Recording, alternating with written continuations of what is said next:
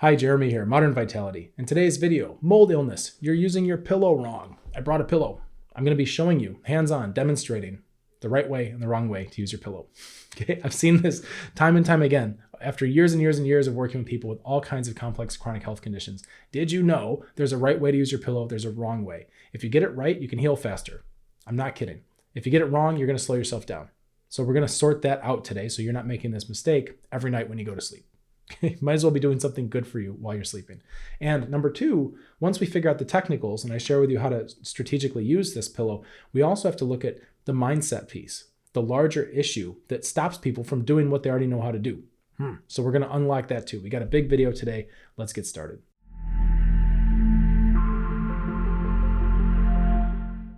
You should have seen my wife's face when I walked out the door today carrying my pillow. I promise I'm not taking a nap at the office, right? This is for work, I swear. So I brought a pillow, and why I'm focusing on this pillow thing is because I've worked for a long time. I started private practice in 2009 as an acupuncturist. I've got a strong Eastern medicine background. I'm a clinical herbalist. That's where I do most of my best work with complex chronic inflammatory conditions. It's primarily herbs. Acupuncture can be helpful too, right? But with herbs, I can work with people all over the planet. It's very freeing. But what I've noticed in my acupuncture practice is that there are so many times where I have walked into a treatment room and the patient's there on the table, laying there with a pillow, and they look horribly uncomfortable. And I've started to talk to people and say, hey, are you comfortable? Are you actually comfortable? And they're like, I don't know. I don't even know. Okay. So I've found it's worth it to take a minute and get the pillow set up correctly, get it set up right. And we're going to come back to this I don't know if I'm comfortable thing, because this is there's such a deeper conversation here beyond a pillow. All right. We're just pulling a thread. So I'm going to teach you the pillow stuff so you're not making mistakes, because really, if you're asleep for a third of your life, or a lot of times people that have heavy fatigue is one of their symptoms, right? It's like brain fog, all these pains, fatigue is another one. You're fatigued, you're resting a lot. You have no choice, right? Your mitochondria are telling you it's time to rest. So you wind up with your head on a pillow. Let's not be sabotaging our healing. Let's actually get the most out of the rest time. So that has to do with how you drive your pillow, how you maneuver your pillow. So I'm going to share with you the technicals here. Okay. One of the first things to understand is your position for sleep. So if you are a side sleeper or a back sleeper, that's going to change how you use a pillow. And I'm going to show you this in just a second. If you sleep on your belly face down, I can't help you. Your neck's going to be cranked and all that. I know sometimes it happens. This is life, right? I'm going to show you the perfect pillow, like how to do this. But in all honesty, in all reality, we set ourselves up for success, and then sometimes chaos happens, life happens, and we work backwards from there. So don't beat yourself up if you sleep weird, right? We can always work with that. We can always try to get it a little more aligned. But what I'm going to show you is if you're a back sleeper, primarily, then you need to arrange your pillow differently than if you're a side sleeper. And this will all make sense in just a second. Why is this important? Okay. We have to protect our neck. The people I work with, like for example, the people in my group, I've got an international group. Maybe you've heard about it. Modern Vitality Solutions and Support. I'm always talking about it in all these videos because it's my favorite place to hang out, right? It's where we come together internationally. There's all kinds of people in there. It's a free group to join, and they're all working through the stages, right? Stage 1, 2, 3, and 4, and they're going through their healing process. Okay. One of the things that's super important for the people in my group, the people I work with at a higher capacity, is the neck. And I'm going to share this with you now because so many people don't know this stuff. All right. We don't know to take care of our neck. The neck is extremely important, especially if you're trying to heal from a complex chronic health condition for a bunch of reasons. One of them is that you've got a brain in your skull and you've got a heart in your chest. This is making sense so far, right? Your blood has to be able to get from your heart to your brain. What happens if your neck is all tight, all jacked up, all crooked, pinched off? I want you to think about squeezing a garden hose, twisting a garden hose, stepping on a garden hose. Those are your arteries. Those are your veins. So we want to do things to align our neck and take good care of it so that it's not super tight and twisted, because that's pinching off the flow of blood from our heart to our brain. With brain fog being such a common sign, and there are multiple causes of brain fog, which I've done in other videos, right? Going through with a stage model and understanding immune causes, digestive causes, neuroadrenal causes, blood circulatory causes, right? We're talking mainly about the blood circulatory cause right now because you're getting that kind of pinch, right? It's getting compressed. Not good. So we need to take care of our neck for the blood flow. We also need to take care of our neck for the lymphatic drainage. You've heard about the lymph, right? Lymph nodes, lymph system. There's a lot of things we can do to encourage that lymphatic flow. one of the big things is making sure that our neck is warm, supple, right? It has movement in there. You can do massage and things like that. But of course, if your neck is all twisted and jacked up for 8 hours a day because you're sleeping on a pillow weird, that's not helping the flow, just like it's not helping the blood flow, right? So we need to align that. We need to fix that up. It's really important. There's other reasons too, but for the most part, just start thinking about your neck. Start respecting your neck. It's a vital highway between your heart and your brain. Okay, these are two like critical areas that need to be alive. You can survive without your intestines. You can survive without a bladder. You can survive without a stomach. We need to keep the heart and the brain flowing, right? Very important. And the neck is the thoroughfare between the two. So we use our pillow to respect our neck, right? So when you have your pillow, if you are a side sleeper, I want you to notice, imagine the beds here, right? I'm sleeping on my side. The distance between your shoulder and the side of your head, that's how thick your pillow should be. So that way when you're laying down, right, you're not doing this. So you keep the pillow wedged in there to maintain this kind of alignment. So if you have a pillow like this, you would just fold it up, right? And you want to fold it up until it's about as wide as from your ear to your shoulder. You see? This is so hard to do without an actual bed, right? So there's our first step. If you're a side sleeper, make sure you've either got one pillow folded up so that it's double height, or you've got two pillows stacked on top of each other so that it's the right height, or you've got some kind of super massive pillow, whatever you got. Because you want to create this, you want to maintain this kind of alignment while you're sleeping, not this, right? So if we just do just one here and then you go to sleep, it's going to be, you're wrecked all night. And we get good at what we practice, right? So if you practice having a bent, kinked neck, what do you think you're getting good at? What do you think your fascia is doing? What kinds of patterns do you think you're learning? And of course, there can be ramifications there because now we start to get torsion and twisting and kinking in one part of the body. And because our whole connective tissue is connected, we'll start to get compensations other places, all from your neck. Okay, so if you're a side sleeper, double it up so that you've got that width handled. If you're a back sleeper, the distance between your neck, here, I'll turn to my side so you can see better. The distance between your neck, right, and the bed, it's a lot smaller than the distance between your shoulder and your ear. So you don't need so much pillow. And in fact, we've got the curve going, right? So we've got the head is round here, sticking out, and then it goes in for the neck. You see? So all you really need is just a little support under here, little cervical support. They make special pillows for this, like chiropractic pillows that are they're just like these orthopedic pillows. Maybe you have one, maybe you've tried them. I've found that actually I like better to do it with a regular pillow. And all you do is you roll it, right? So now I've rolled this thing and I've got a double width here. And that's going to go under my neck. And then this little straggler that's left over is going to go behind my actual skull. Works pretty great. So here we go, right? I'll try to start it again for you. So roll it, right? So one part of it's doubled up, and then this would be you getting ready for bed. What happens here, that's really awesome if you're a back sleeper, is you've got it doubled up here, see? So it's thick behind your neck, right? And then you got a little bit up top behind your head, okay? And then what's really cool is when you're laying down, and I don't have a bed behind me, right? But when you lay down, that pushes these like this around your ears, like that. So what happens is you'll actually get this kind of insulated sensory deprivation kind of effect going on, right?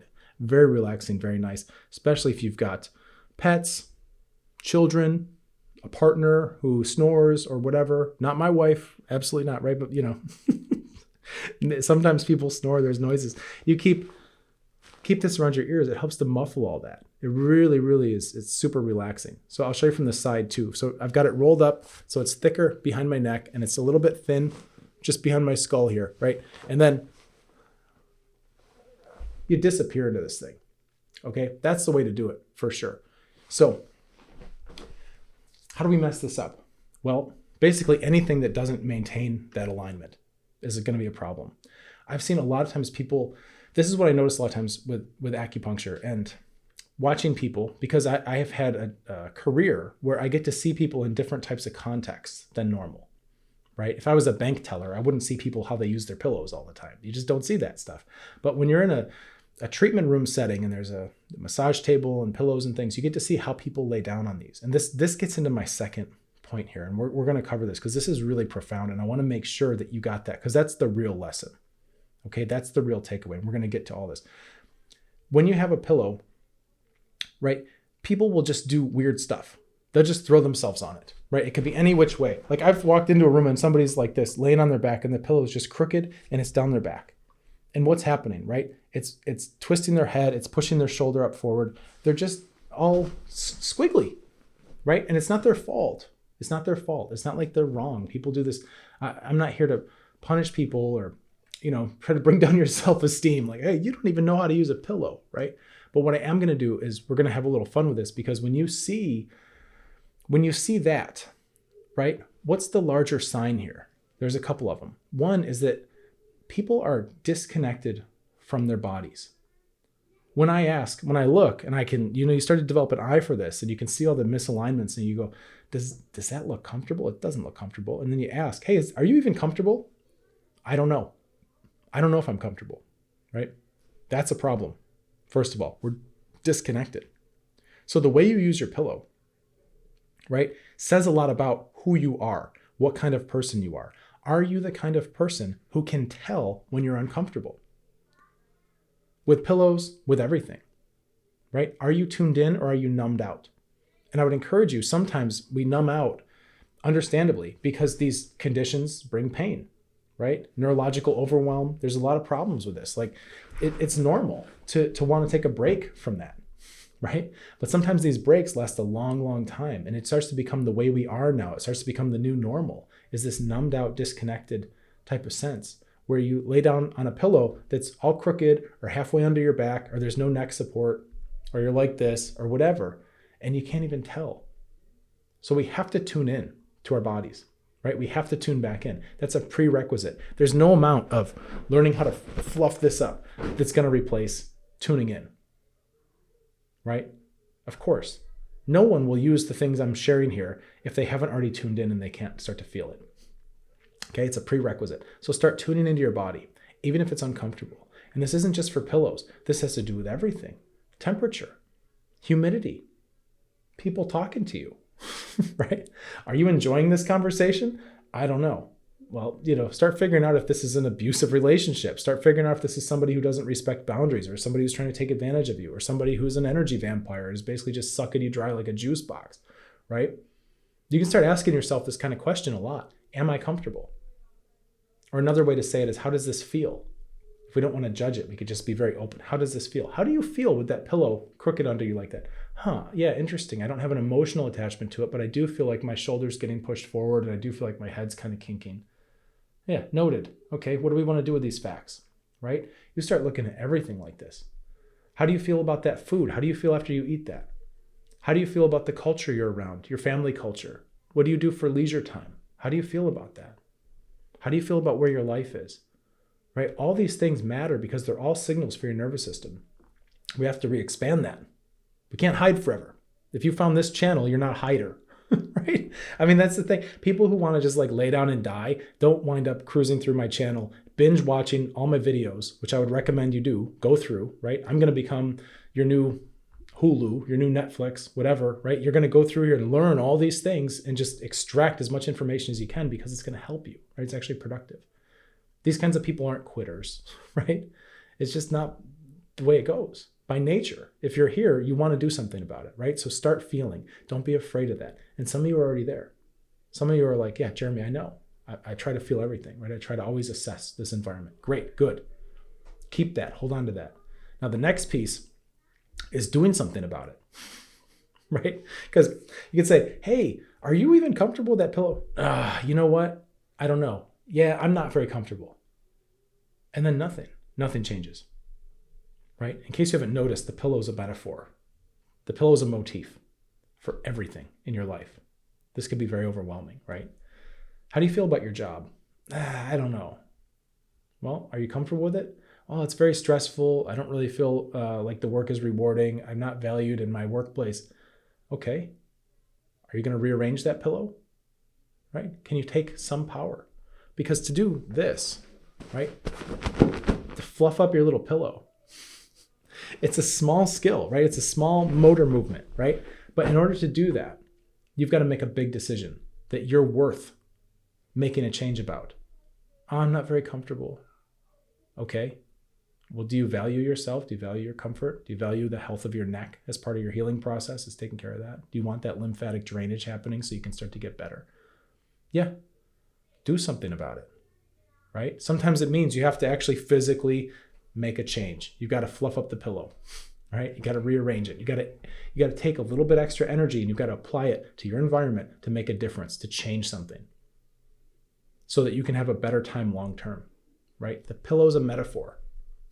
This stuff's everywhere. Change your diet, change your friends, change your outlook, change your belief system, change the news you watch, right? So many of these things. Change the way the climate hits you. Start protecting yourself, protecting your body. The people who do the best, and I know I've spoken about this in other videos, the people who do the best on a healing path are the people who aren't afraid to start getting out there a little bit and making some changes, making some adjustments to their environment. They're not afraid to try new things. They're not afraid to stick out and have people around them go, you're weird. You use a pillow weird. Have you ever seen somebody use a pillow like this? Maybe you have. Maybe you do this. I don't know. But you get it like this, roll it up, right? Double it up. And then you're laying here and it just smashes around your ears. Who sleeps like that? Somebody may walk in, a family member might walk in and see you like this and go, boy, you look weird sleeping like that. Yeah, great. Good. I'm doing my thing. I'm taking care of me. Right? That's important. This doesn't affect you.